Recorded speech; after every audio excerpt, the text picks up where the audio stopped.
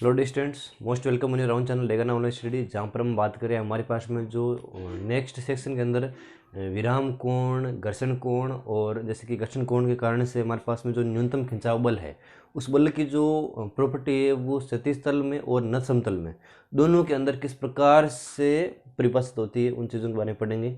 और फिर हम वर्तीय गति के बारे में कंप्लीट प्रोसेस के अंदर जैसे कि हमने बात की थी रेखीय गति के अंदर जो रेखीय वेग हो गया, रेखीय त्वरण हो गया, एक सीधी लाइन के अंदर वो जो सारे हमारे पास में गति के नियम थे, गति के जो सिद्धांत थे, उन सिद्धांतों को हम वर्तीय गति के अंदर भी पढ़ेंगे।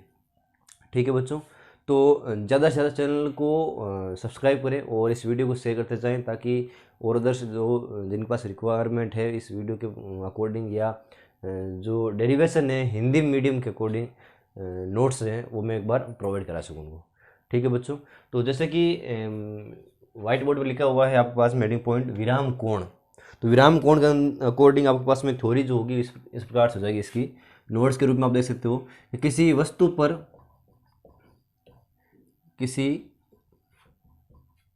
वस्तु पर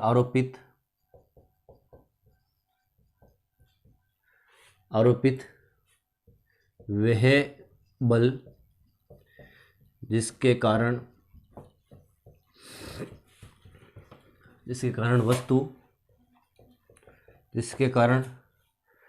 वस्तु स्थिर अवस्था में आ जाती है,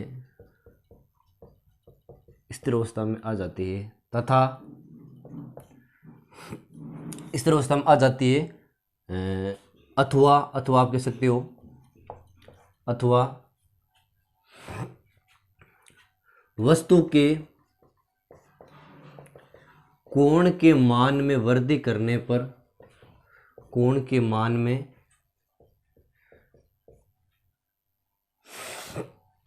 आरोपित वे बल या आरोपित वे अधिकतम कोण, कुछ भी आप कह सकते हो। अगर आप अधिकतम कोण में लिखो यहाँ पर तो भी कोई दिक्कत वाली बात नहीं है। अधिकतम कोण जिसके पश्चात वस्तु जो है वो स्थिर अवस्था में रहती है। ठीक है बच्चों, कोण के मान में वृद्धि, वस्तु के अथवा कोण के मान में वृद्धि करने पर वस्तु गति की अवस्था में आ जाती है। गति की अवस्था से या आप कह सकते हो जैसे कि वस्तु स्थिर अवस्था में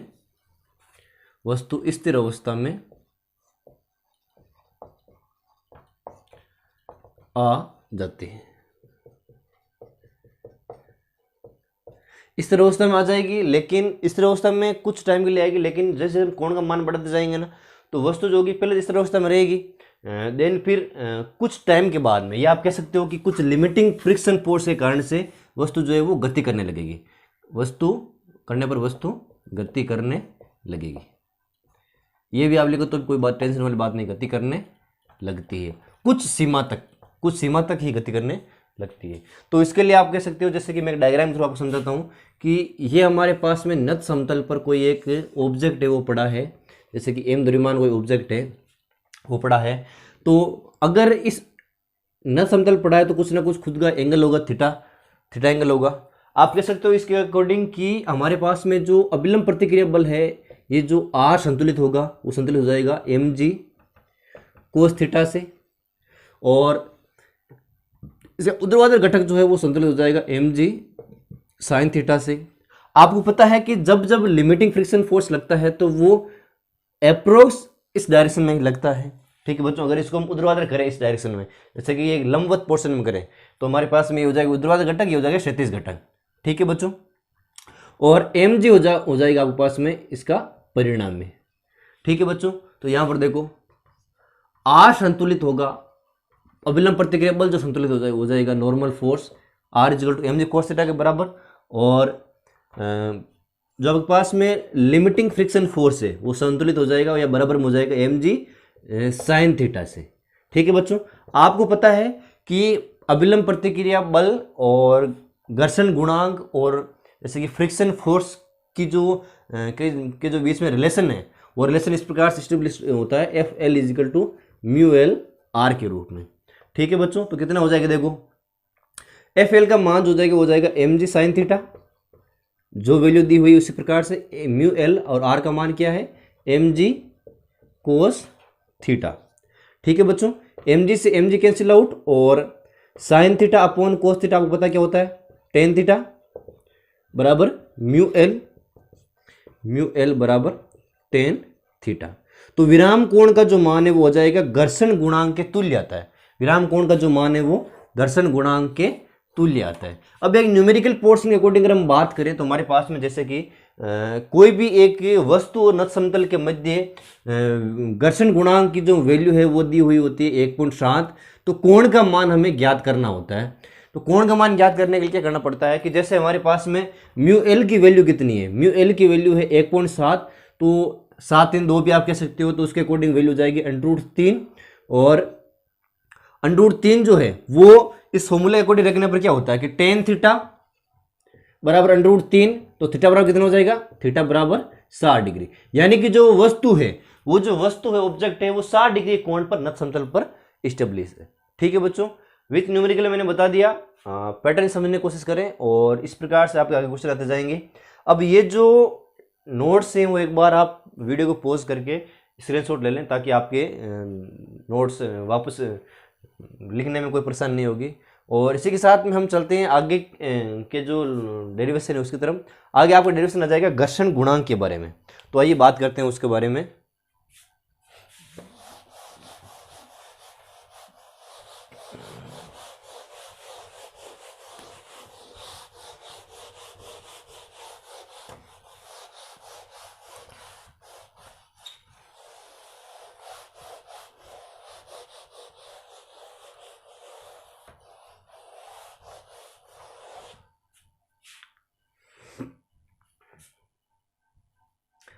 अब हमारे पास में नया जो हेडिंग पॉइंट है वो जाएगा घर्षण गुणांक, या सॉरी घर्षण कोण, जिसे कहते हैं फ्रिक्शन एंगल।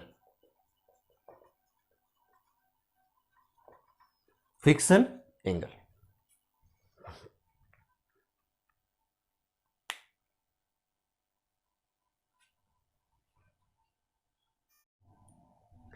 तो घर्षण कोण के अंदर हम पढ़ेंगे जैसे कि हमारे पास में थ्योरी अकॉर्डिंग इस प्रकार से है कि यदि किसी वस्तु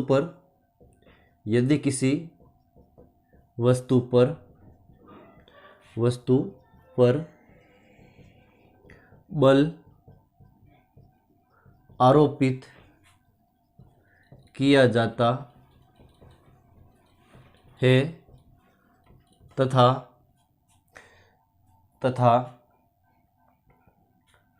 बल आरोपित करने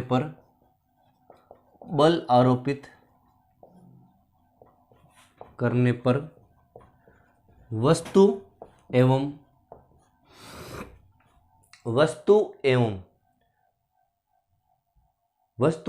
सतह के मध्य एक विरोध उत्पन्न होता है। विरोध उत्पन्न होता है।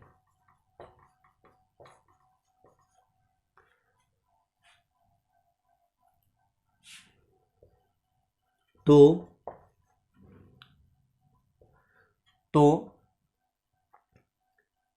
इस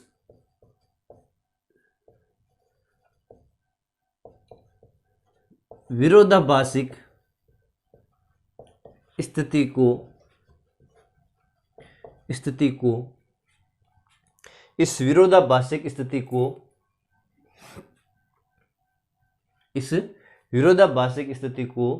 भांपा जाता है, या आप कह सकते हो इस विरोधाभासिक स्थिति की गणना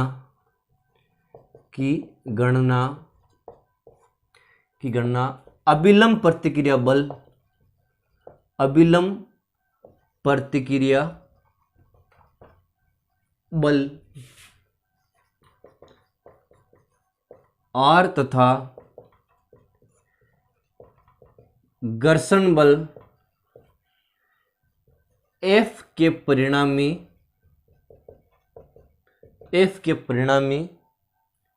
वे R के मध्य आर के मध्य के कोण के द्वारा की जाती है, जिसे घर्षण कोण कहते हैं। ठीक है बच्चों, अब गणना किस प्रकार से की जाती है? गणना की प्रोसेस देखो आप एक बार, कि जैसे आपके पास में ये कोई एक ब्लॉक है, जो कि क्षैतिज के तल के अंदर पड़ा है, एम द्रव्यमान का कोई ब्लॉक है, और इस ब्लॉक को जब मैं इस प्रकार से गति करवाता हूं तो आपको पता है कि फ्रिक्शन पीछे की तरफ लगेगा। ठीक है, अभिलंब प्रतिक्रिया बल इसका हो जाएगा आर। तो अभिलंब प्रतिक्रिया बल और इसके परिणामी के मध्य जो कोण बनेगा फाई, जिसे हम कहते हैं, तो ये कोण आपका क्या है? ये कोण आपके है घर्षण कोण। ठीक है बच्चों, एक दिशा के द्वारा इसे प्रदर्शित किया जाता है और इसकी जो वैल्यू होती है वो होती है tan phi is equal to F sine 90 upon R plus F cos 90। ठीक है बच्चों, तो देखो क्या होता है वैल्यू, tan फाई की जो वैल्यू हो जाएगी वो हो जाएगी आपके पास में साइन 90 1, तो ऊपर बच जाएगा एफ, और नीचे R plus F cos 90, sine 0 cos 90 0, तो यहां पर 0। ठीक है बच्चों, एफ अपॉन आर की वैल्यू क्या होती है? एफ अपॉन आर की वैल्यू होती है म्यू, तो यह हो जाएगा आपके पास में म्यू। तो घर्षण कोण का जो मान है, वो किसके बराबर होता है? घर्षण गुणांक के बराबर होता है। ये बात आप लोगों को ध्यान रखनी है। ठीक है बच्चों, ये बात आप लोगों को ध्यान रखनी है। डेरिवेशन सिंपल सा है, एक बार आप वीडियो को पॉज करके इसका स्क्रीनशॉट ले लो ताकि नोट्स के लिए आपको आसानी हो। और ये एंगल मैंने इसलिए लिया है क्योंकि हमारे पास में जैसे कि साइन 90 जो चीज़ आ जाएगी वो तो आ जाएगी इसके घटक के लिए, आप ऊर्ध्वाधर घटक के लिए कह सकते हो, और क्षैतिज घटक के लिए आ जाएगा आपके पास में कोस 90 के रूप में।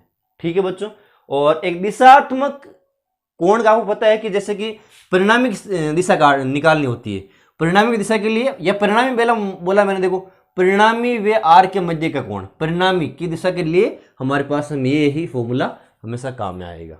ठीक है बच्चों, सदिश अदिश वाले फॉर्म के अंदर आप एक बार वापस अपने माइंड के अंदर रिवाइज करो, तो उसके लिए ये प्रोसेस रहता है।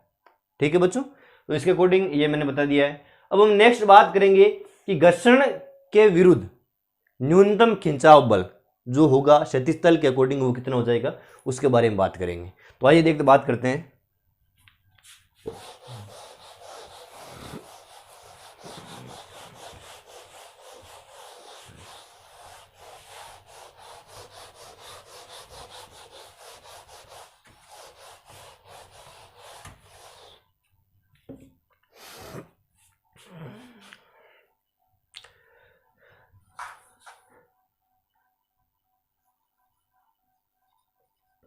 घर्षण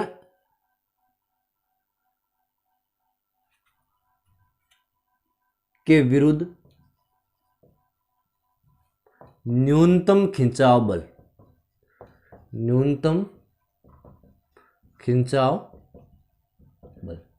क्षैतिज तल के अकॉर्डिंग, और जो हमारे पास में क्षैतिज तल के लिए और नत समतल तल के लिए, दोनों के लिए अलग अलग चीज आएगी। ये हमारे पास में जो घर्षण बल, खिंचाव बल की जो वैल्यू है, जो पुलिंग फोर्स से, मिनिमम पुलिंग फोर्स से अगेंस्ट फ्रिक्शन के लिए, तो उसके अकॉर्डिंग हम वैल्यू निकालेंगे। हमारे पास में एक चीज दी हुई है, जैसे कि हमारे पास क्षैतिज तल पर कोई एक ब्लॉक पड़ा है एम द्रव्यमान का, इस ब्लॉक को आगे ले जाने पर हमारे पास फ्रिक्शन पीछे की तरफ लगता है। अभिलंब प्रतिक्रिया बल जो हो जाएगा वो हो जाएगा आर आपके पास में ऊर्ध्वाधर ऊपर की ओर। ठीक है, अब मैं इसको घटकों के अंदर विभाजित करता हूं कि हमारे पास में ये जो घटक हो जाएगा, ये हो जाएगा आपके पास में जैसे कि एक हो जाएगा इसकी भार के संतुलित mg, और ये घटक हो जाएगा आपके पास में p कोस थीटा माना मैंने की, और ये हो जाएगा p साइन थीटा ऊर्ध्वाधर घटक, क्षैतिज घटक p कोस थीटा, और परिणाम इसका हो जाएगा p। ठीक है बच्चों, यहां पर आपको क्या करना है कि क्षैतिज तल के अकॉर्डिंग हमारे पास में जो समीकरण आएगी वो इस प्रकार से प्राप्त होगी कि जैसे कि देखो,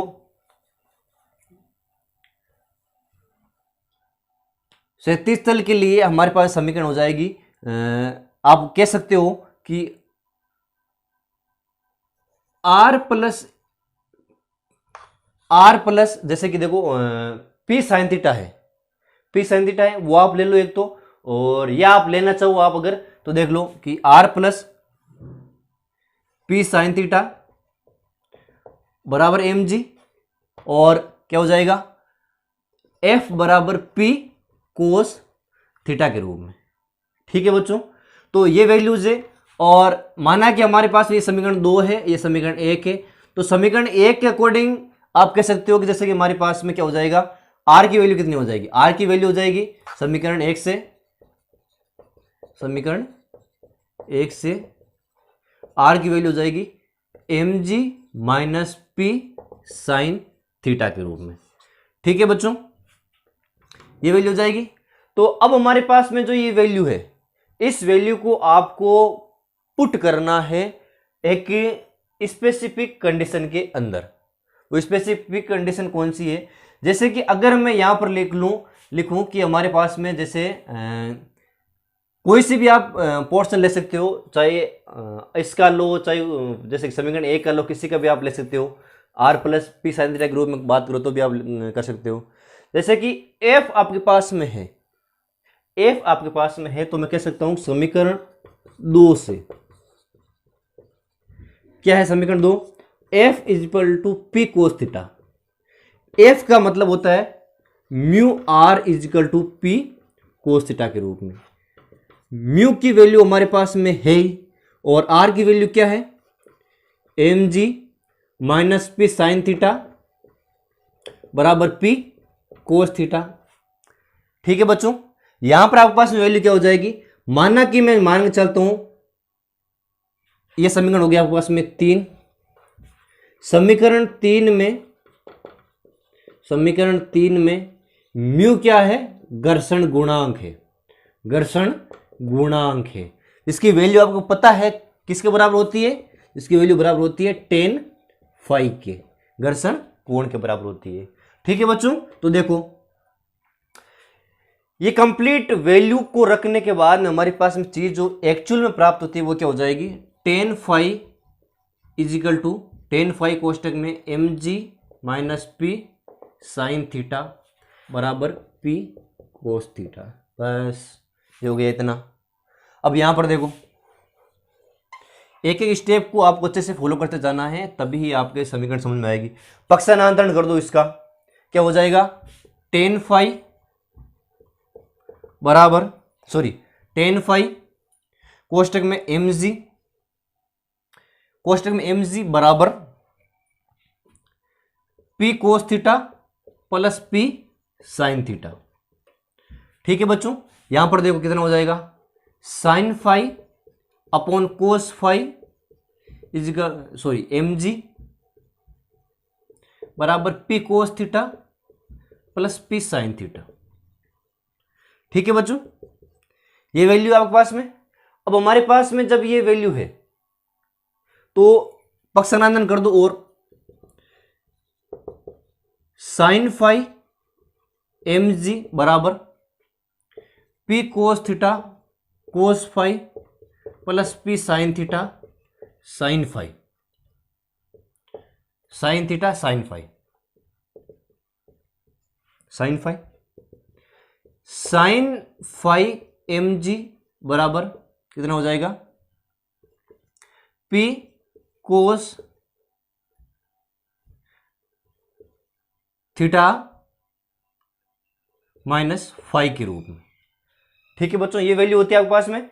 अब हमारे पास में जो कंप्लीट वैल्यू आ जाएगी वो जाएगी साइन फाई। ये आप कह सकते हो जैसे कि हमारे पास में खिंचाव बल का जो मान है, खिंचाव बल का जो मान है वो हमें प्राप्त करना है। खिंचाव बल का मान प्राप्त करने के लिए हमारे पास में जैसे कि ये वैल्यू आ जाएगी P बराबर साइन फाई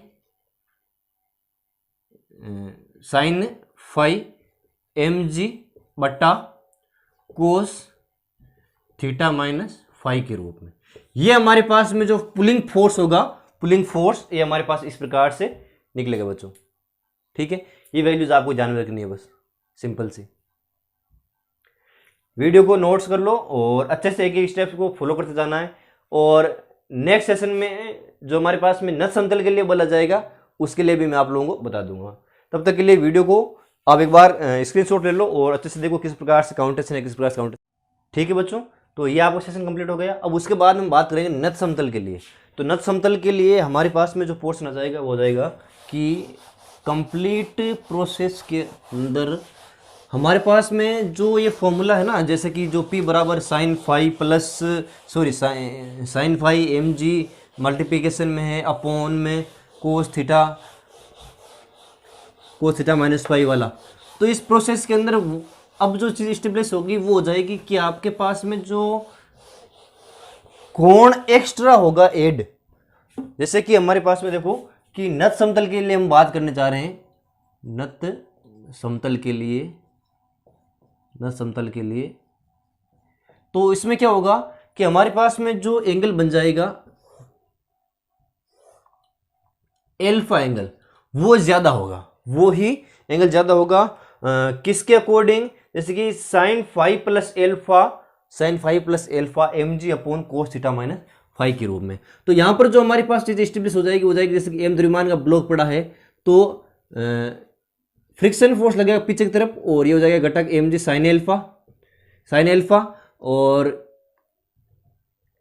37 घटक हो जाएगा एम जी कोस एल्फा के रूप में। अब हम बात करेंगे इसका परिणामी घटक हो जाएगा, देखिए एम जी कोस एल्फा हो जाएगा इसे घटक। अब हमारे पास में जो अभिलंब प्रतिक्रिया बल होगा वो हो जाएगा यहाँ पर आर। देन फिर अभिलंब प्रतिक्रिया बल के रूप में हमारे पास में जो इसका पुलिंग के रूप में, अगर हम बात करें इसके पुलिंग यानी कि खिंचाव बल के रूप में, तो खिंचाव बल के लिए घटक हो जाएंगे इसके पास में पी कोस थीटा और इसका परिणामी पी के रूप में। तो हमारे पास में जो ये बल का मान हो जाएगा, खिंचाव बल का मान नत समतल के लिए वो हो जाएगा पी साइन, या आप कह सकते हो कि M G sine theta plus alpha upon cos theta minus phi के रूप में।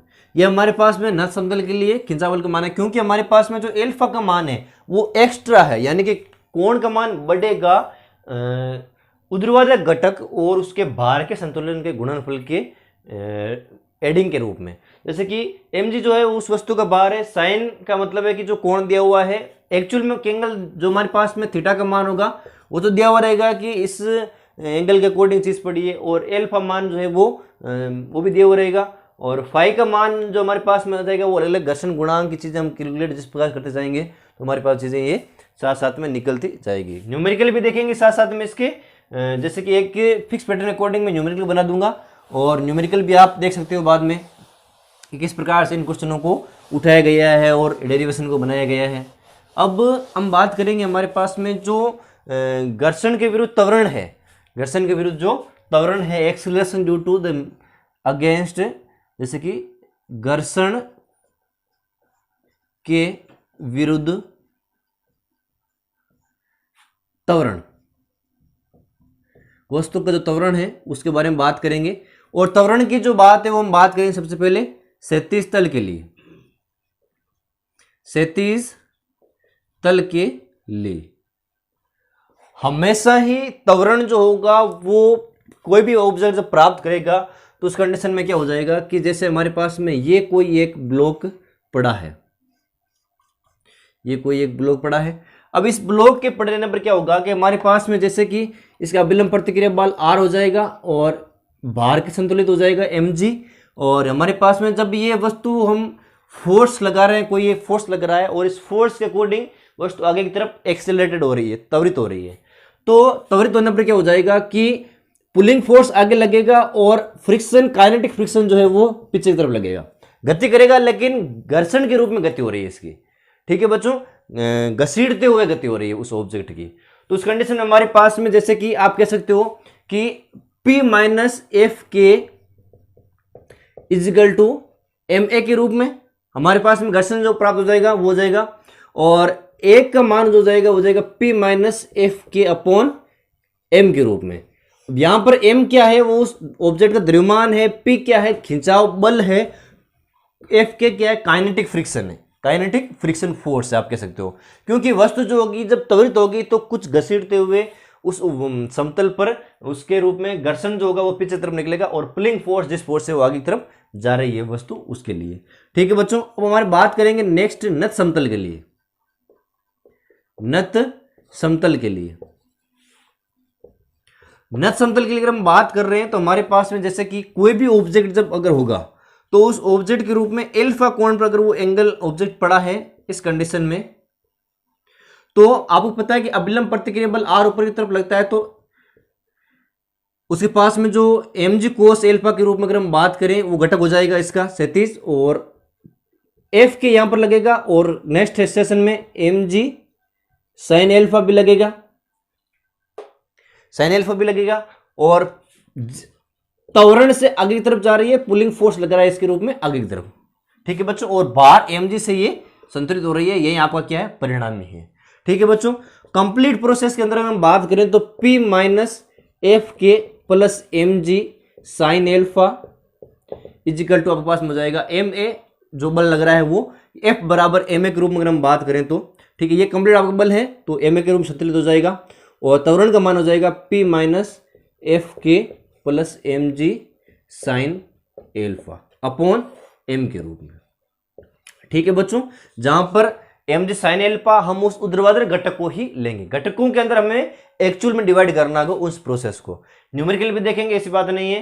तो होप कि ये डेरिवेशन आपको पसंद आ गया और कंप्लीट प्रोसेस आपका यही है। नेक्स्ट वर्ती गति आपके पास में लास्ट रीडिंग पॉइंट बचा है वो मैं आपको बता देता हूं और उसके बाद में हम एक कंप्लीट वीडियो लेकर आएंगे न्यूमेरिकल का, ताकि चीजें वापस क्लियर अच्छे से हो जाए। ठीक है बच्चों, और एक बार स्क्रीनशॉट ले लो इसका वीडियो को पॉज करके, ताकि आपको भी क्लियर हो जाए किस प्रकार से हमें नोट्स बनाने। नोट्स बच्चों बहुत जरूरी है, नोट्स के बिना कुछ नहीं है।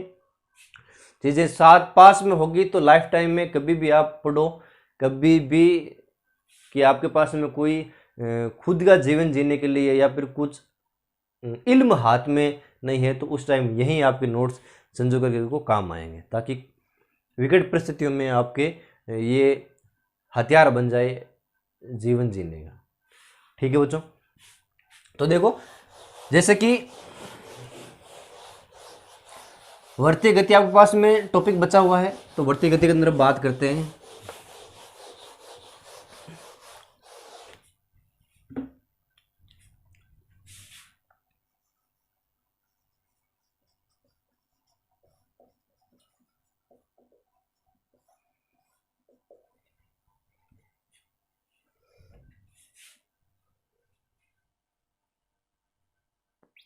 बच्चों वर्ती गति के अंदर हमारे पास में हम कह सकते हैं कि कोई भी कण किसी अक्ष के परित वर्ताकार पथ में गति करता है या फिर घूर्णन गति करता है, वर्ताकार पथ में घूर्णन गति करता है तो वो कण की वर्ती गति कहलाती है। ठीक है बच्चों, सिंपल सी डेफिनेशन है। गणना के रूप में अगर डेफिनेशन की बात करें तो मैं आपको बता दूंगा आपको कि किसी कण की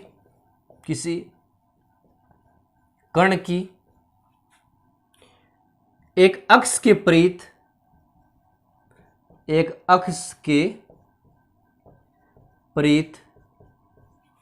वर्ताकार पथ में एक कण की एक अक्ष के परित वर्ताकार पथ में घूर्णन गति कण की वर्तीय गति कहलाती है, वर्तीय गति कहलाती है। ठीक है बच्चों, वर्ती गति किस प्रकार से, जैसे कि हमारे पास में ये कोई एक सर्किल है, ठीक है, और इस सर्किल के अकॉर्डिंग माना कि हमारे पास में ये उस सर्किल का सेंटर हो गया। ठीक है बच्चों, कंप्लीट आपके पास में जो है वो क्या है, परिशिष्ट क्षेत्रफल क्या है एस इसका, और आप सरकमफ्रेंस भी कह सकते हो, सरकमफ्रेंस क्या है एस है, तो ये एक अल्पांश सरकमफ्रेंस होगी आपके पास में ds, ये हो गई उसकी radius, centre point O, angle जो बनेगा वो हो जाएगा आपके पास में स्मॉल एंगल d थीटा। चीजें आपको पता है, रेडियन स्टेरेडियन अंदर आपने देखा है कि इस प्रकार से आपको जो ठोस कोण समतल कोण जो चीज़ें प्राप्त होती है वही प्रोसेस इसमें है, और इसके अकॉर्डिंग आप कह सकते हो जैसे कि कोई भी एक पार्टिकल किसी एक स्मॉल टाइम इंटरवल के अकॉर्डिंग स्मॉल पाथ कवर करता है, तो वो जो पाथ होता है वो आपका हो जाता है आर्क, यानी कि चाप हो जाता है उस वृत्त के अंदर, और हमारे पास में जितनी दूरी तय करता है वो हो जाएगा उसका कितना, वो हो जाएगा आपके उसकी डिस्टेंस, हो जाएगी उसकी डिस्टेंस। ठीक है बच्चों, तो डिस्टेंस होगी वो रेडियस में कैलकुलेट होगी, और इसके अकॉर्डिंग आपको चीज़ें फाइंड आउट करनी है। जैसे कि यहाँ पर हमारे पास में आप कह सकते हो कि जैसे किसी कण की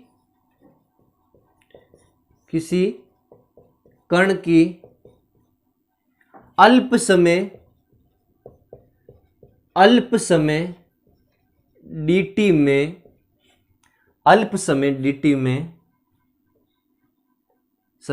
में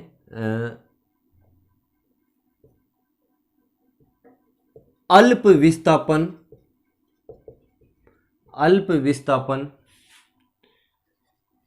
d थीटा को तय किया जाता है तो यह कण की वर्तीय गति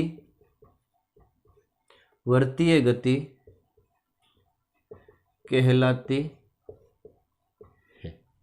ठीक है बच्चों, यहां पर क्या हो जाएगा कि हमारे पास में जो कोणीय विस्थापन, देखो अलग अलग प्रोसेस लेते हैं हम। कोणीय विस्थापन हो गया आपके पास में, जिसे हम कहेंगे डी थीटा। कोणीय वेग हो जाएगा आपके पास में, जिसे हम कहेंगे ओमेगा। ये हो जाएगा कोणीय त्वरण,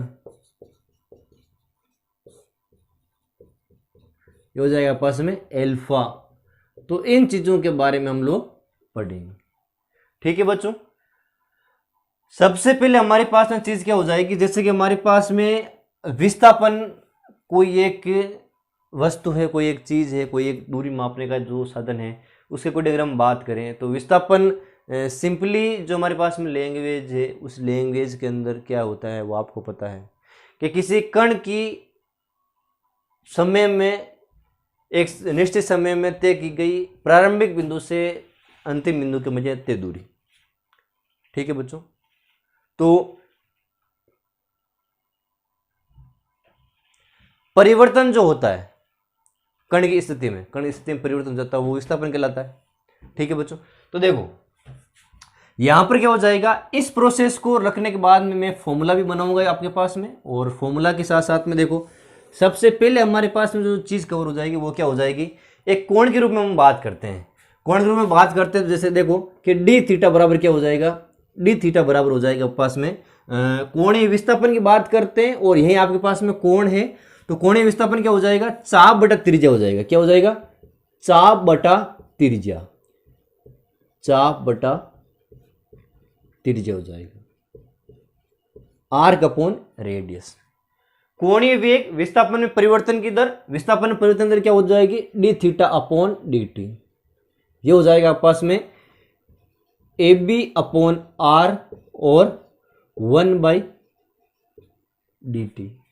ठीक है बच्चों, कोणीय त्वरण हो जाएगा डी ओमेगा बटा डी टी, उसी प्रोसेस में डी टी स्क्वायर। ठीक है, तो देखो A B upon are 1/dt का होल स्क्वायर। ठीक है बच्चों, या अपॉन टी आप कह सकते हो, तो वापस ऊपर जाएगा तो डी टी स्क्वायर, या ए बी अपॉन आर भी आप बच सकता है यहाँ पर। ठीक है, तो देखो ओमेगा अपॉन डी टी है, तो यहाँ पर आप डी टी लगा दो, यहाँ पर डी टी लगा दो, यहाँ पर डी टी जाएगा तो वापस डी टी कैंसिल, और ये इसके सेम प्रोसेस में बचाएगा पूरा का पूरा। ठीक है ना, वही प्रोसेस है। अब हमारे पास में जैसे कि कोणीय वेग, रेखीय वेग और त्रिज्या के रूप में जो संबंध होता है उसे हम प्राप्त करेंगे नेक्स्ट सेशन के अंदर। ठीक है बच्चों, और जो इसके अंतर है उनको भी हम डिफाइन करेंगे कि अंतर किस प्रकार से होता है, अंतर किस प्रकार से नहीं होता है। ठीक है बच्चों, तो यहाँ तक आज का आपका ये सिलेबस रहा। और नेक्स्ट वीडियो में मैंने हाँ प्रॉमिस किया था न्यूमेरिकल लेके आऊँगा मैं, न्यूमेरिकल आपको ज़रूर मिलेंगे। और न्यूमेरिकल साथ साथ में जो शेष बचा हुआ टॉपिक है वो भी मैं आपको बता दूंगा अच्छे से। न्यूमेरिकल जो IIT लेवल के जो जितने भी है वो आपको सारे के सारे प्रोवाइड किए जाएंगे। ठीक है बच्चों, तब तक के लिए जय हिंद, जय भारत।